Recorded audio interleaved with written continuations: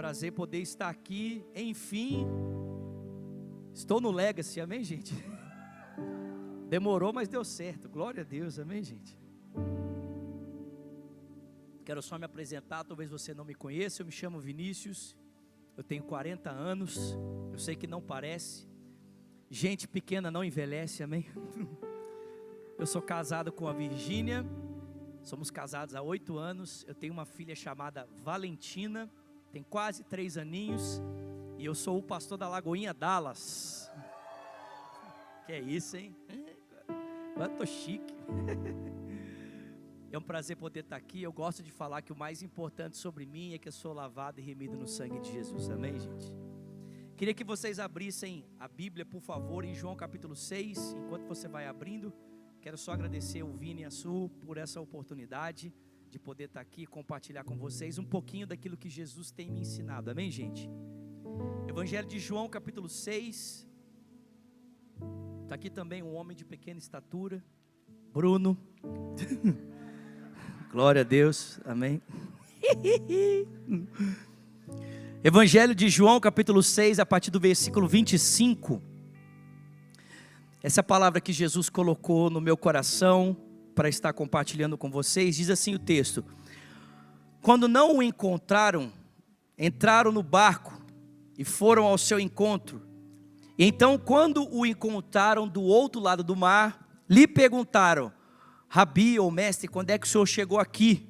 Respondeu Jesus: em verdade digo a vocês, que vocês não estão me procurando, na verdade vocês viram os sinais miraculosos, e porque comeram os pães e ficaram satisfeitos, é que vocês vêm ao meu encontro. Versículo 27, não trabalhem pela comida que vai se estragar, mas pela comida que permanece para a vida eterna, a qual o Filho do Homem dará a vocês, pois Deus, o Pai, colocou sobre ele o seu selo, o reconheceu. Então lhe perguntaram: o que é que nós precisamos fazer para realizar as obras que Deus quer?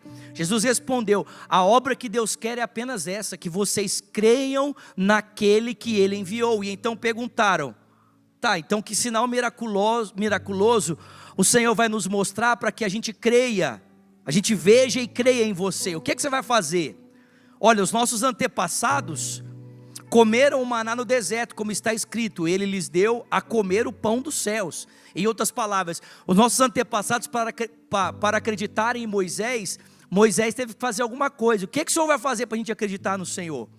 Jesus declarou-lhes: em verdade lhes digo, não foi Moisés quem deu a vocês o pão dos céus, mas o meu Pai é quem dá a vocês o verdadeiro pão do céu. Pois o pão de Deus é aquele que desceu do céu e dá a vida ao mundo. Eles disseram: ah, Senhor, dá-nos desse pão sempre. Jesus respondeu: eu sou o pão da vida. Aquele que vem a mim nunca terá fome, e aquele que crê em mim nunca terá sede. Mas como eu disse, vocês me viram, e embora vocês me viram, embora ainda não creiam. Todo aquele que o Pai me der virá a mim, e eu jamais o rejeitarei, aquele que vier a mim, pois desci do céu não para fazer a minha vontade, mas a vontade daquele que me enviou. E esta é a vontade daquele que me enviou, que eu não perca nenhum daqueles que ele me deu, mas o ressuscite no último dia. Porque a vontade do meu Pai é que todo aquele que olhar para o Filho e nele crer tenha a vida eterna, e eu o ressuscitarei no último dia. Alguém crê nisso aqui? Então os judeus começaram a criticar Jesus, porque disseram: eu sou o pão que desceu do céu. Eles diziam: esse aí não é Jesus, o filho de José?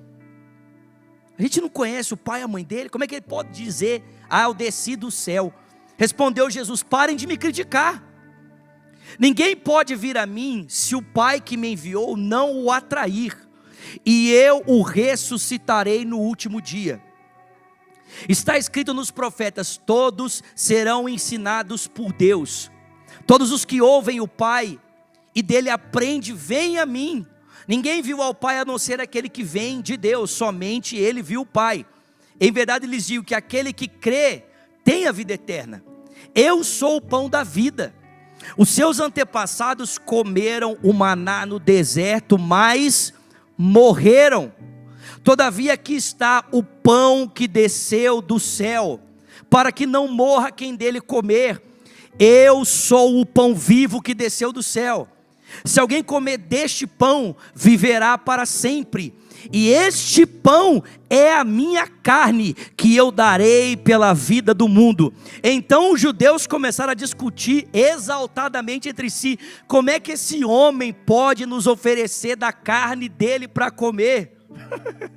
Jesus disse: em verdade lhes digo, que se vocês não comerem a carne do Filho do Homem, e não beberem do seu sangue, não terão vida em si mesmos. Todo aquele que come a minha carne e bebe o meu sangue, tem a vida eterna, e eu o ressuscitarei no último dia, pois a minha carne é verdadeira comida, e o meu sangue é verdadeira bebida. Todo aquele que come a minha carne e bebe o meu sangue, permanece em mim, e eu permaneço nele. Como o Pai que vive me enviou, e eu vivo por causa do Pai, assim aquele que de mim se alimenta, por mim viverá. Pelo amor de Deus, alguém pode dar glória a Deus aqui?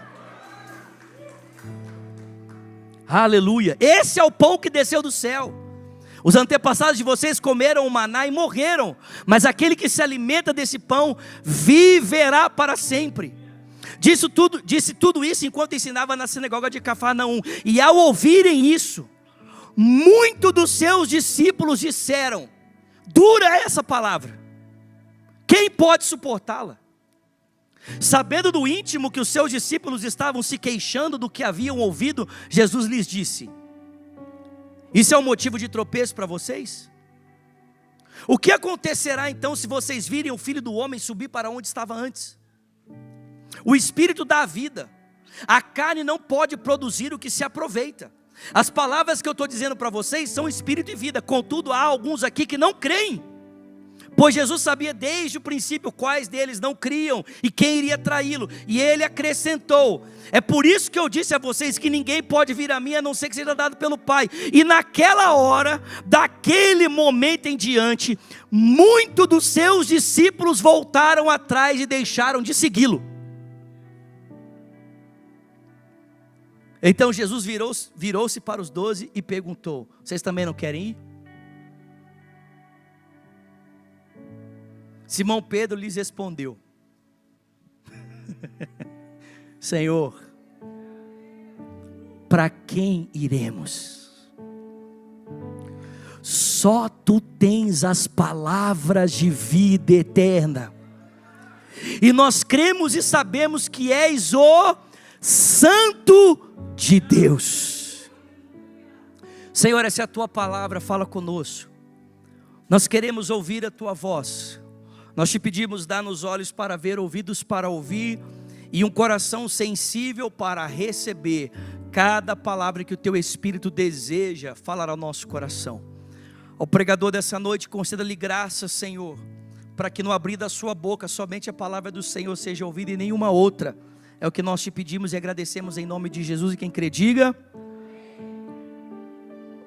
Bom, eu não sei o que você entende quando você lê esse título, Deeper Waters. Falei certo? Deeper Waters. Hey y'all.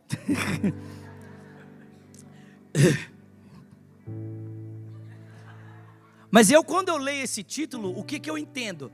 Eu entendo que nós estamos aqui buscando mais profundidade em Deus, amém, gente? Quantos? Nós estamos aqui porque nós queremos ir mais fundo em Deus, sim ou não? Mas o que você precisa entender é que essa profundidade em Deus, em primeiro lugar, não é medida por aquilo que você recebe de Deus. Porque eu não sei se você percebeu, mas nós poderíamos, e você já deve ter ouvido isso, nós poderíamos aqui traçar, desenhar vários círculos que estão contornando, estão à volta de Jesus. O primeiro círculo que nós poderíamos colocar aqui, a primeira circunferência, seria a circunferência que a gente chama de multidão, ok? E a relação da multidão com Jesus se define por aquilo que eles recebem de Jesus. Então um discípulo, alguém que quer ir mais fundo em Cristo, não pode ter a sua espiritualidade medida por aquilo que ele recebe de Cristo. Profundidade em Deus não pode ser medida pela expectativa do que eu quero receber de Deus. Profundidade em Deus não tem a ver com a expectativa do que eu espero que Ele faça por mim. Profundidade em Deus tem a ver com o quanto eu estou disposto a me dar por aquilo que Ele já fez por mim. A multidão está muito interessada no que Deus é capaz de fazer por ela. Só que quando ela não recebe os benefícios dessa relação direta com Jesus, o que ela faz? Ela começa a usar a Bíblia para pressionar Jesus para que Ele faça o que elas desejam que Ele faça. E eu não sei se você já percebeu isso, mas tem muita gente dos nossos dias fazendo isso.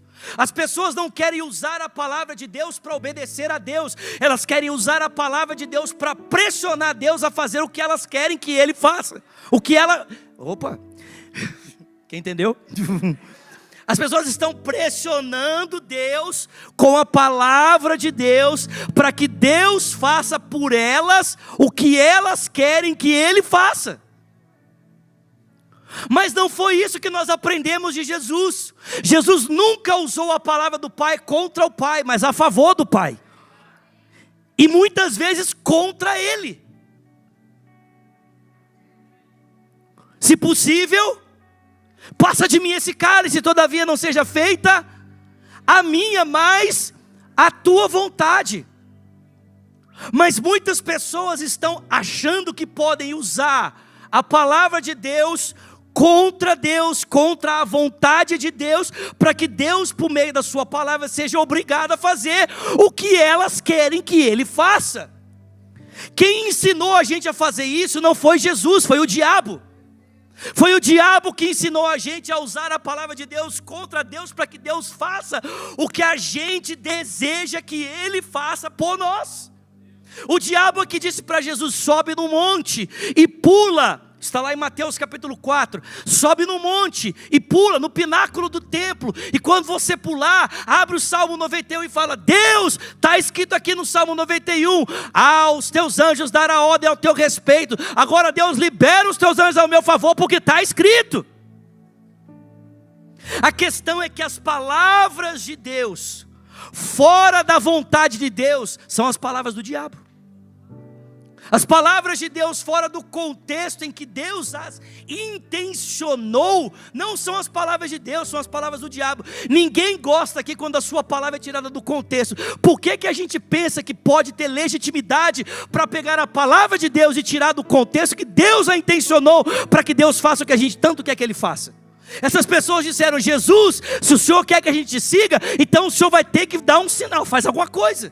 Porque para a gente seguir o Moisés, olha aqui Jesus, o Moisés teve que fazer alguma coisa pelos nossos antepassados. E quando o Moisés estava fazendo, trazendo o pão do céu, então a gente passou a confiar nele e a gente passou a seguir ele. E aí Jesus vai corrigir a teologia desse povo dizendo o seguinte: primeira coisa, vocês não sabem nem interpretar a Bíblia, porque não foi o Moisés quem deu foi o meu Pai. Vocês querem pão? Pois bem, a padaria do céu hoje está fechada, o padeiro celestial não vai trabalhar. Se vocês querem comer pão, só tem um pão aqui disponível, e é o pão vivo que desceu do céu. Tem alguém comigo aqui essa noite? Então, o primeiro, profundidade em Deus não se mede por aquilo que você recebe de Deus. Segundo, profundidade em Deus também não se mede por aquilo que você faz para Deus. Porque eu não sei se você viu, não foi só a multidão que foi embora, não. Quem é que foi embora? Os discípulos. Porque a gente está acostumado a pensar que Jesus tinha um grupo de 12 discípulos. Mas gente, Jesus tinha um grupo de mais discípulos. A Bíblia inclusive faz referência a eles. São os 70. Estão lá em Lucas 10. E a Bíblia diz para mim e para você que esses 70 fizeram parte de uma missão muito importante. Eles foram, alguns falam 70, 72, mas eles foram enviados de 2 em 2 para irem de casa em casa pregando o evangelho. Lembram disso aqui? E a Bíblia diz que eles expulsaram demônios, curaram os enfermos, viram milagres acontecer. E quando eles viram as manifestações extraordinárias, eles voltaram correndo. E a Bíblia diz que voltaram possuídos de alegria. Fala comigo, possuído. Mais uma vez. Você já viu alguém possuído? Qual é o seu nome? Legião. Quem já viu isso aqui? Vocês não viram isso não? Ah, não é possível que vocês nunca assistiram o culto da Universal? Agora imagina alguém possuído de alegria. Não, pelo amor de Deus, vocês estão comigo aqui? Chacoalha quem está do seu lado e fala para ele: possuído de alegria, possuído de alegria, possuído de alegria. Tem alguém feliz aqui, pelo amor de Deus? Fala: possuído de alegria. Os caras voltaram. Jesus! Não, pelo amor de Deus, você vai ficar sentado nessa cadeira possuído de alegria, meu filho. Possuído de alegria. Possuído de alegria.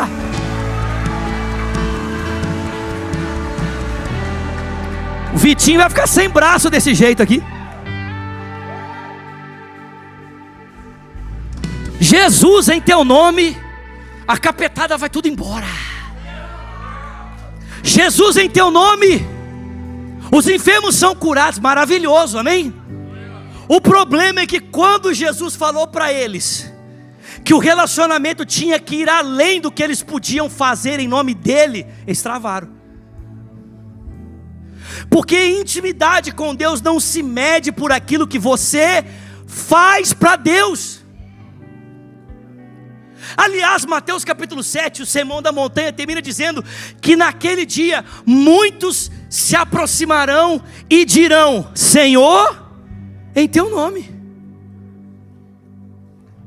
Porque a questão não é o que você faz para Ele, porque Jesus nunca esteve atrás do que você é capaz de oferecer.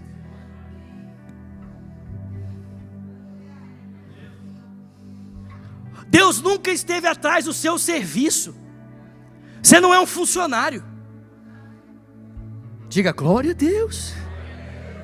Meu irmão, se a pessoa, se Deus fosse nos pagar pelo quanto a gente entrega, você estava perdido. E eu também. Meus irmãos, os anjos poderiam fazer o trabalho de Deus muito melhor do que a gente. Em outras palavras, a gente mais atrapalha do que ajuda. Eu tenho uma filha, como eu te falei, ela tem quase 3 anos.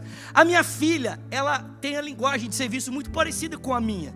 Aliás, ela é bastante parecida comigo em vários aspectos. Ela adora fazer coisas por você. É a linguagem de amor dela. Ela gosta de servir. Só que ela é uma criança de 3 anos. Ou seja, a chance de ela se atrapalhar à medida que ela tenta fazer alguma coisa é muito grande. Concorda comigo, sim ou não? Exemplo, hoje de manhã eu tenho debaixo da pia do banheiro um pote que é de cerâmica, que eu coloco as minhas escovas de dente, minha pasta de dente. E foi até por esse motivo que eu provavelmente tenho esquecido a minha escova de dente, que eu tive que comprar uma outra aqui. E a minha filha estava tipo assim: papai, eu quero te ajudar a fazer a mala. Falei: tá bom, filha. Em 3 segundos ela derrubou o negócio, quase quebrou, lascou ele. Porque ela é uma criança. Aí você pergunta: mas Zulate, se você sabia que ela poderia derrubar, né, o pote, ela poderia quebrar, e ela tipo assim, ela mais atrapalha do que ajuda, por que você deixa a Valentina fazer as coisas para você? Eu te digo, porque eu não estou interessado na qualidade do serviço da minha filha, mas na companhia dela enquanto ela faz. Você acha mesmo que Deus está preocupado com o que você pode colocar na mão dele? Você acha mesmo que Deus está interessado na qualidade do serviço que você pode entregar para ele? E quando você faz alguma coisa, Deus está mais interessado na sua companhia, porque mesmo que ele tenha que consertar sempre a imperfeição do que você entrega, o prazer dele é estar com você, na sua companhia. Pais não pedem ajuda dos seus filhos pela eficiência do trabalho, mas porque os amam. Mas quem não entende isso, limita a sua relação com Deus no que pode fazer para Deus. E quando é desafiado a ir mais fundo, quando é desafiado a ir a um lugar mais profundo de aliança, essa pessoa então fica para trás. E aí nós temos aqui um terceiro nível, que é o nível dos discípulos, que são aqueles que entenderam que ser discípulo não significa o que eu recebo de Jesus. Que ser discípulo não tem nada a ver com o que eu faço por ele. Que ser discípulo significa reconhecer o valor de quem ele é.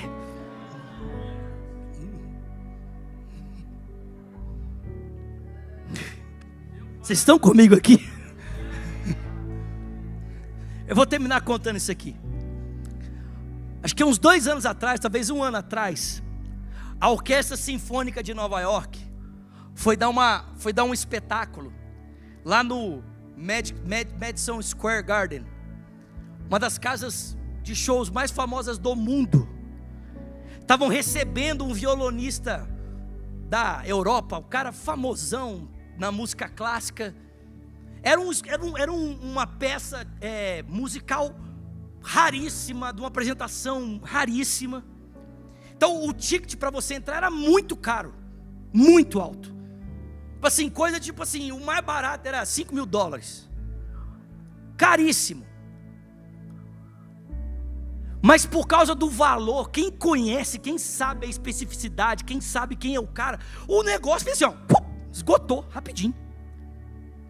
Só que eles aproveitaram esse evento para fazer uma experiência social.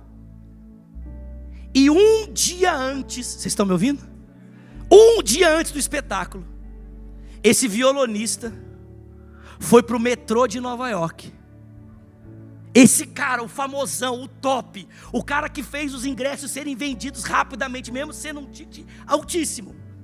Esse cara foi para o metrô de Nova York, uma estação, botou uma cadeirinha, pegou o instrumento dele, botou a caixinha e ficou tocando ali por horas, de graça.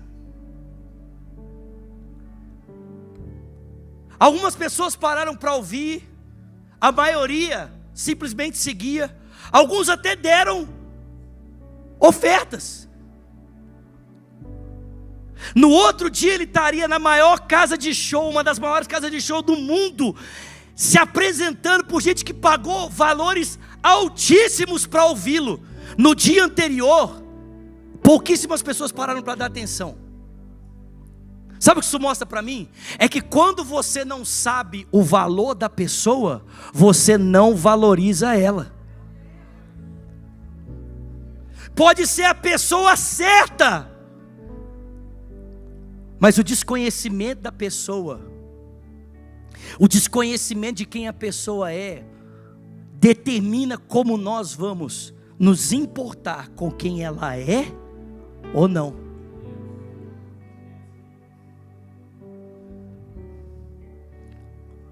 Por que Pedro, diferente da multidão e diferente dos demais, ao ouvir Jesus dizer: vocês não querem ir embora também? Pode ir, a porta da entrada é serventia da casa. Pedro falou: nós vamos para onde? Para quem iremos nós? Para quem? só tu tens as palavras de vida eterna. Mas ele não parou por aí, ele disse: e nós temos visto e reconhecido que tu és o Santo de Deus. Nós temos visto e temos reconhecido que tu és o Santo de Deus. Presta atenção, para você ir mais fundo em Deus, você não precisa que Deus faça mais alguma coisa por você. Para você ir mais fundo em Deus, você não precisa que Deus te use mais poderosamente em alguma coisa para Ele. Para você ir mais fundo em Deus, você precisa aprender a valorizar quem Jesus é. Se você quer ir mais fundo em Deus, você precisa aprender a reconhecer a importância, a singularidade de Jesus. Pelo amor de Deus, tem alguém comigo aqui?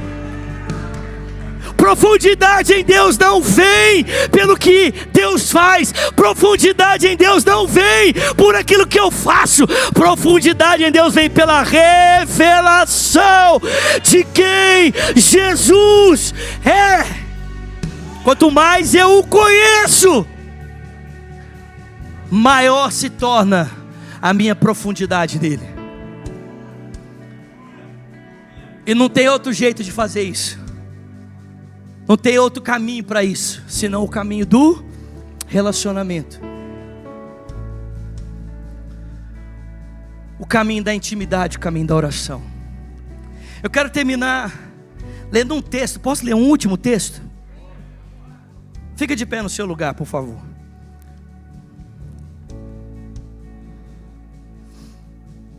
Abra comigo em Apocalipse, capítulo 5.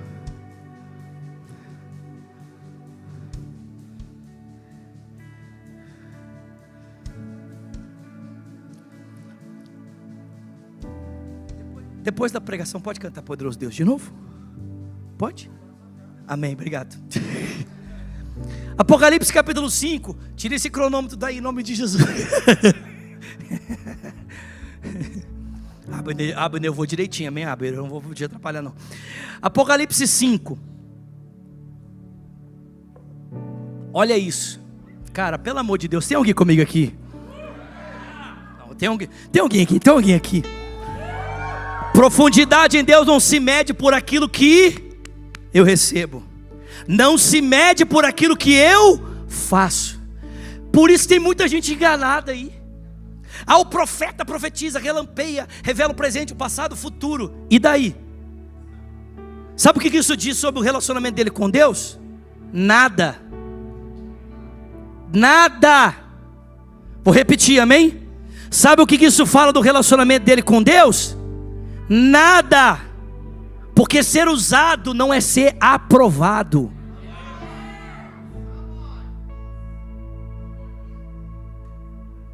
Apocalipse capítulo 5. Então eu vi na mão direita daquele que está sentado no trono um livro em forma de um rolo, né? Aquele livro enrolado assim. Estava escrito por dentro e por fora. E ele estava selado com 7 selos. Tipo assim, tinha 7 cadeados travando o negócio de abrir. Então eu ouvi um anjo forte e poderoso clamando em alta voz: quem que é digno? Quem é o GOAT, né? Falar na linguagem dos meninos, né? O GOAT, é GOAT mesmo que fala, não é? The Great of the Names. É esse aí. Quem que é o Cristiano Ronaldo aqui da parada, né? O Messi. Quem que é digno de quebrar os cadeados e abrir esse livro? Quem é que tem os códigos para destravar o jogo aqui? Contudo, não tinha ninguém, nem na terra, nem no céu, nem debaixo da terra, ninguém que fosse digno de abrir o livro, nem de olhar para ele. Aí o João começou a chorar, falou: não tem ninguém que é digno de abrir o livro. Esse livro aqui representa os decretos, os planos de Deus. Aí um dos anciãos cutucou o João e falou assim: ô João, não chora, João. Eis que o leão da tribo de Judá, a raiz de Davi, ele venceu e ele é digno de abrir o livro e de desatar os seus selos. Alguém pode dar glória a Deus aqui? Depois eu vi no centro do trono, cercado pelas quatro criaturas viventes e pelos anciãos, um cordeiro de pé, como tivesse sido morto. Ele tinha 7 chifres e 7 olhos, que são os 7 Espíritos de Deus enviados a toda a terra. Ele se aproximou, recebeu o livro da mão daquele que está sentado no trono da mão direita dele, e ao recebê-lo, as criaturas viventes, os 24 anciãos, prostraram-se diante do cordeiro, cada um deles tendo taças de ouro cheias de incenso, que são as orações dos santos, e cantavam um novo cântico dizendo: Tu és digno, Tu és digno, Tu és digno, Tu és digno.